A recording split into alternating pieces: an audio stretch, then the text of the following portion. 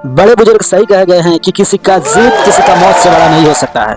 भाई इतना भी अंधा नहीं होना चाहिए, इतना भी पागलपन नहीं होना चाहिए कि जो आपका जान भी गंवाना पड़ जाए। हाँ जी, मैं बात करने जा रहा हूँ, भले ही आरसीबी ने मेहनत किया, लगन किया और 17 सालों का बाद ट्रॉफी भी जीता, मगर आरसीबी का ये ट्रॉफी 12 लोगों का मौत का कारण भी बन गया।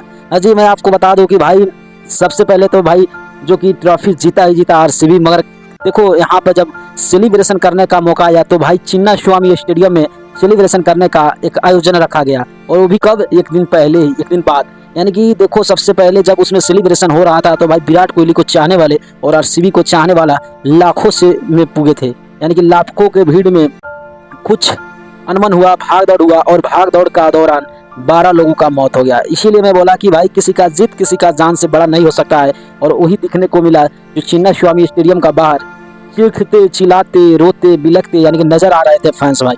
और इतना पागल भी नहीं होना चाहिए कि आपका जान भी जा सके, आपका जान भी कमा सको। सबसे पहले तो अगर जो मरे हैं उनके आत्मा को शांति दे, और जो अभी हॉस्पिटल में है उसके लिए दुआ करे कि वो जल्द से जल्द ठीक हो जाए। मगर बात करते हैं कि चिन्ना स्वामी स्टेडियम का बाहर जब पता था आरसीबी मैनेजमेंट को, आरसीबी टीम को, यानी आरसीबी को जो संचालन है उनको, तो भाई वहाँ पर पुलिस बोल भी दिया था कि यहाँ पर कंट्रोल नहीं हो पाएगा, फिर भी वहाँ पर सेलिब्रेशन करने का मूड बनाया और उपजा कर बाद में बहुत बड़ा भयानक दर्दनाक 12 का मौत हुआ। तो आप लोग क्या सोचते हैं इसके बारे में? आप लोग अपना राय कमेंट में कमेंट कर दीजिएगा। अगर नहीं हो तो चैनल को सब्सक्राइब करके वीडियो को शेयर करके फेस को फॉलो कर दीजिएगा।